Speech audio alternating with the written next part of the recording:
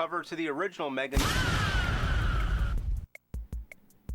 This is for Mega Man. This is like that really long ago school picture you have when you look like really, really bad. Hey guys, I'm Alu. Today we're watching Tiger Electronic Games by Angry Videogame Nerd. Just a reminder that you guys can check me out live on twitch.tv/Eilucat. Let's get into it.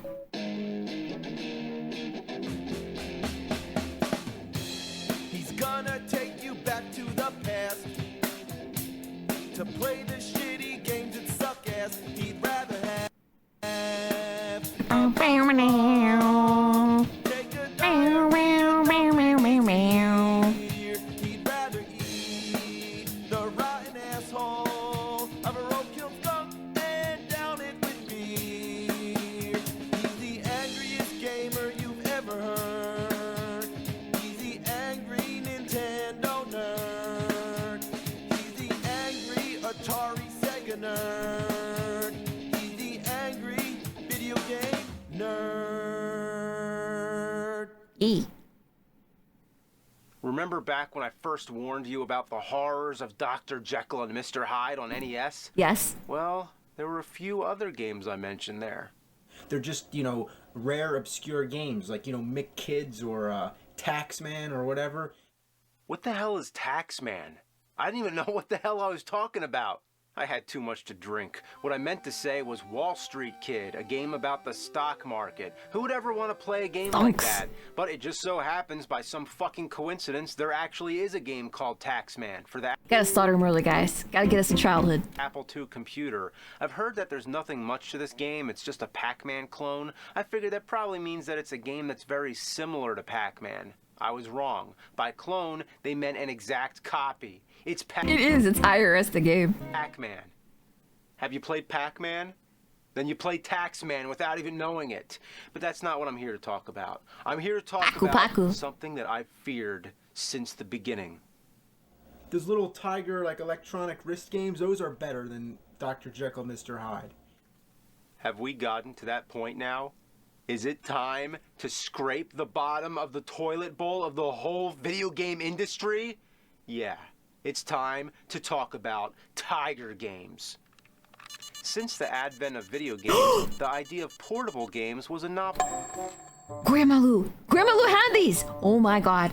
My grandma and grandpa had a treasure chest of different kinds of gaming consoles. They had an entire box full of I don't know how many of those. Concept like the Nintendo Game & Watch series. Everybody liked the idea of being able to bring a game with you wherever you go. There were many examples. I'm not monetizing it anyway. Common as the Tiger handheld games. They used the most primitive God, it was these. possible. The graphics, if you could even call them graphics, work like this. The background is a fixed image that's printed onto the console. In front of that is a clear screen, kind of like an animation cell, with a bunch of static images that represent all the characters and objects.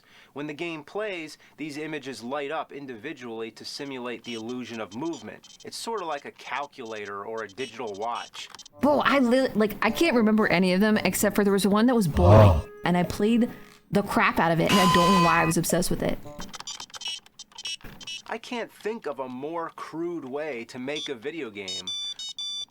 Of course, you don't need technology to make a good game, but these were all ungodly.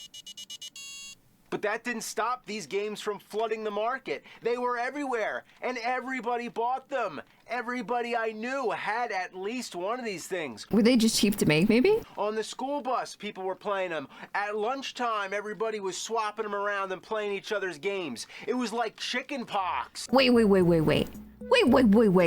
this is probably what, 80s, early 90s? They were doing this stuff on the bus. Why do we still get yelled at for playing stuff on our phone? Why? Because fuck them, that's why. We all got it. It was the cheapest option for a handheld game. You could find them at any store, they were convenient for birthday presents, and each one was its own individual game. You didn't need to get any other game cartridges to play on them. And all you needed was 2 AA batteries. The Game Boy, on the other hand, was more expensive, needed 4 AA batteries, and you'd still need to buy games for it. Tiger was like the poverty version. For a lot of us, gotta get that poverty version. it was either this or nothing. And nobody minded. These things brainwashed us.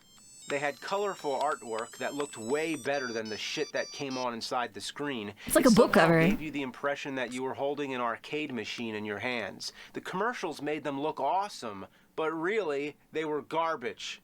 These games were so mass-produced, it was like a swarm of mosquitoes sucking our blood. Bro, legit, she had at least this many.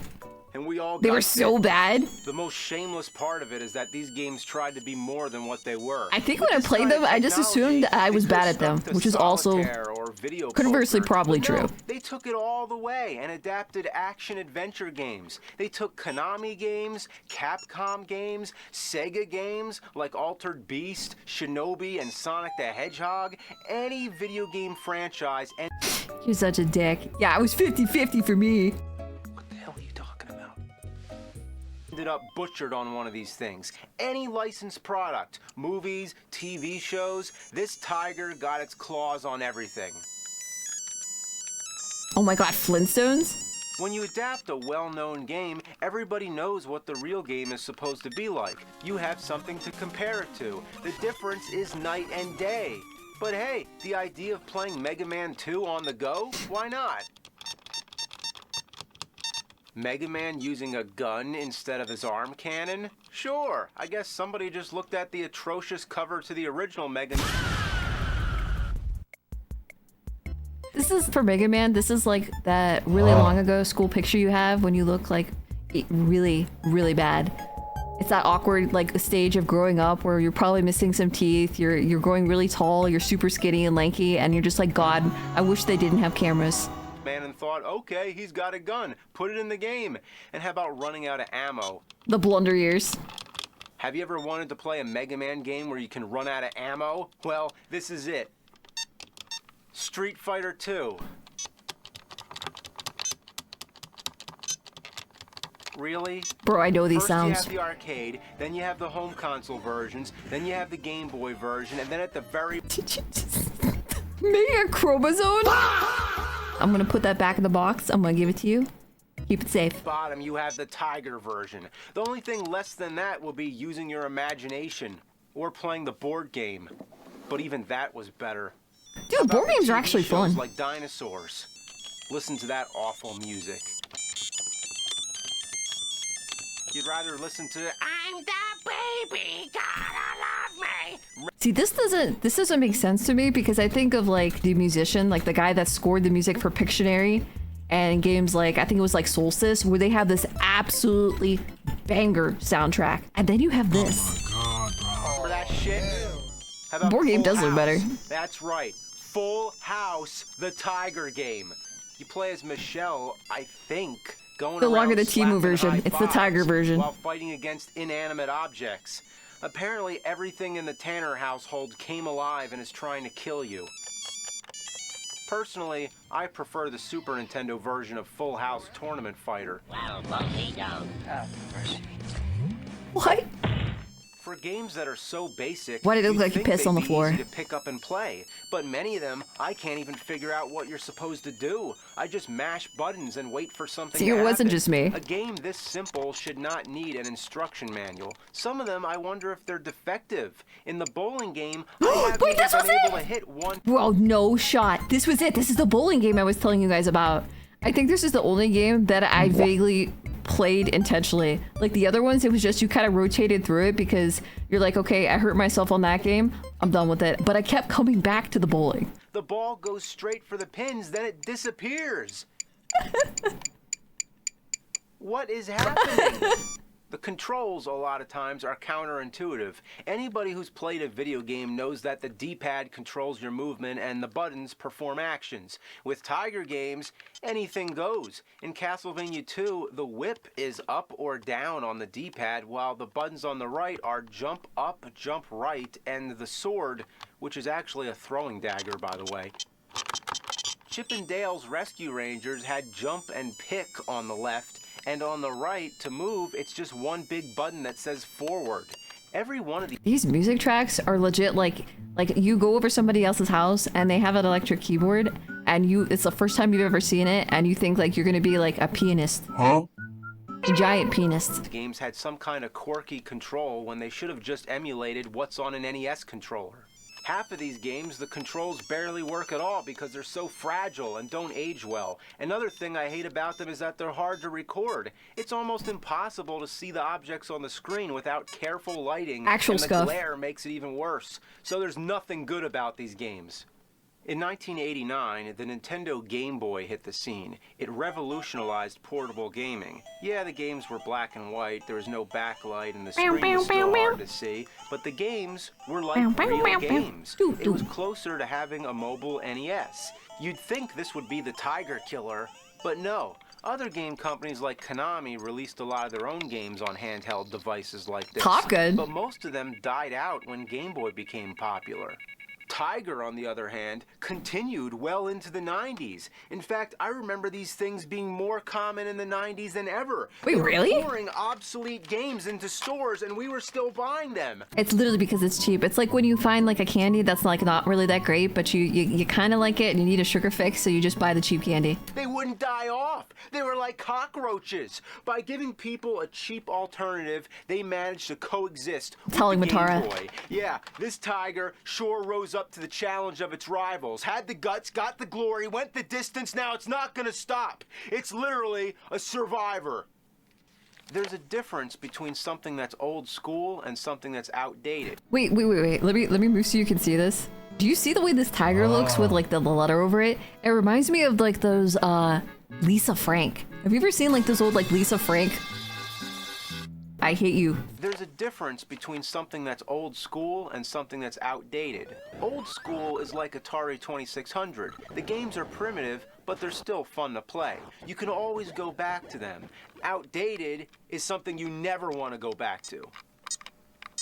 Tiger games are so outdated, they were never indated. They were a fad, like Pogs. If they were an experiment in the 70s and they only made a few of them, then I could accept that. But no, they milked these things for all that they're worth. You thought LJN was the grand champion, the almighty shitty game factory? Tiger put LJN to shame. Yeah, LJN laid down turd after turd after turd, but Tiger was like a machine gun ass, shitting out turd. These are the worst games I ever had the honor of playing, if you even count them as video games. People have discussions like, are video games art, or something like that. Well, I have a better one. Are Tiger games video games? These are a caveman's version of video games. They are. Okay, I would say this. It's like having fast food. Like, can you eat something better? Yes. But it costs more. Are you hungry? Yes. You want to play a game? Yes. So your grandma or your aunt probably got you some little like, how much were these? These are probably like $5. These were a step back in human evolution. These are the most desperate attempt at entertainment. Dude, You this could is- save this up is for like a Game Boy, or just go Top tier nostalgia. Yeah, well, just what the hell? These things, how did they waste so much plastic to make these things? It brought the game industry down as low as it could go. It's proof that Jesus died in vain and legally changed his middle name to fucking. The only thing I can think of to use these things for is to wipe your ass with it. You might as well save that toilet I would not advise that. In fact, in this case, maybe the bidet is the better option. paper. It's worth a whole lot more. Do you think he actually drank when he did this? Am I? He probably Oh, drinks no. now. I've actually gotten to this point. It's time to talk about the wrist games. Ugh. Wait, I never had I never had any of these over her house. I've never even seen these.